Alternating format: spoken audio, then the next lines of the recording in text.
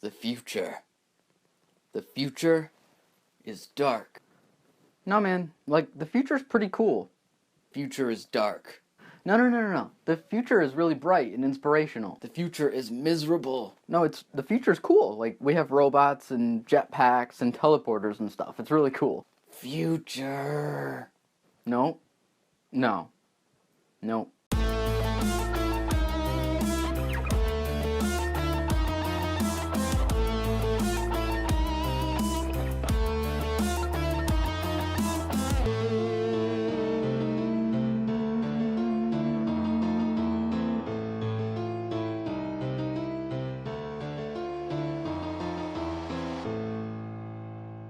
Hey guys, I'm Mr. Wright, and welcome to Wright at the Movies. Today, I'm talking about Tomorrowland. Tomorrowland is directed by Brad Bird, and it stars George Clooney, Hugh Laurie, and Britt Robertson. And it's written by Damon Lindelof. I want to describe this movie to you, but I also don't want to spoil it, so I'm going to try to stay as vague as possible. Britt Robertson is this really smart, idealistic kind of girl, and one day she finds this pin. Whenever she touches this pin, she goes to this other dimension with this beautiful, futuristic utopia city, Tomorrowland. When I touched this pin, I saw this place.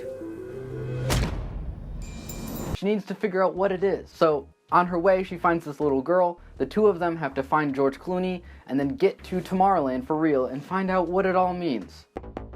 What do you want? I want you to take me to the place I saw when I touched this. George Clooney's awesome in this movie, like always. I like seeing something new from George Clooney though. He's usually all suave and like a big ladies' man and has the answers for everything. In this, he's like a grumpy old man who doesn't have time for all of this shenanigans anymore.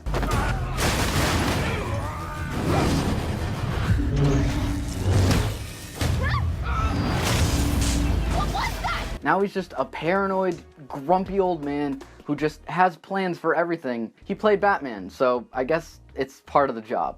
Britt Robertson was also really good in this. I really liked her energy and her spunk. She's really smart and she has this spirit to her that just makes you want to smile. The kind of energy that really bounces off of George Clooney's character.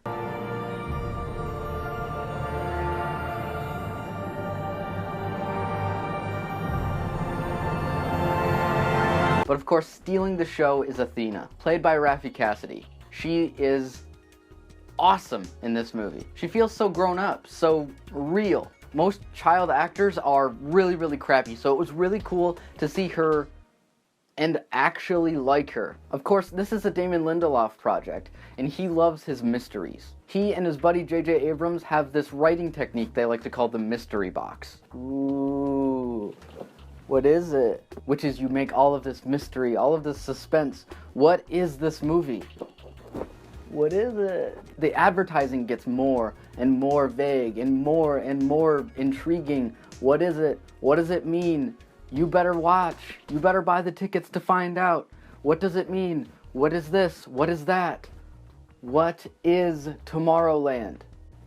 And it always really intrigues the audience. But unfortunately, every single time Damon Lindelof or J.J. Abrams has done this in a movie, it almost always crashes and burns. Remember Cloverfield? Remember Prometheus? Remember Super 8? How about Lost? All victims of the mystery box. Because once they finally open it, no matter what is inside that mystery box, when you finally sit down in the theater and the movie starts, no matter what it is, most people hate it. Because it isn't what they thought. Oh, it's not what they envisioned, it's not what they speculated. No matter what it is, it's not enough. In a world like today where every movie is spoiled by all of the trailers, it was really fresh and cool to have a movie that I had no clue what to expect walking in. I had no expectations at all. And that might be why I enjoyed it so much. And it felt like anything was possible. People got the wrong idea from the trailers. People got the wrong idea from all of the advertising. But with a name like Disney on it, you should know that it's for kids. To see a positive, beautiful, inspirational look into the future for once. 1950 science fiction is just my favorite.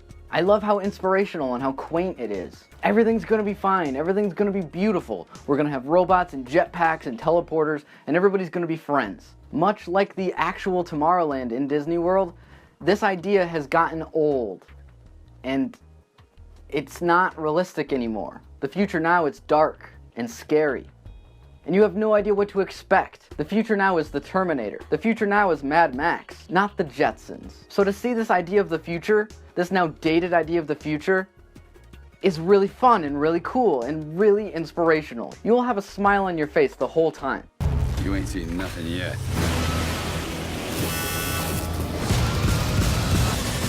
Hang on! This movie just felt like a journey to me. I put away all my anxiety, all of my fears about the future, and I just want a jetpack. I want a pet robot, and I want to smile about what's to come tomorrow, and the day after, and the day after. Tomorrowland is a lot about hope and inspiration. And being a creative person is really hard for the future, when every single day, people are telling you, quit while you're ahead. It's not for you. You can't make this giant masterpiece. You're not a painter. You're not a musician. You're not a filmmaker. It's hard to be an artist and look forward to the future.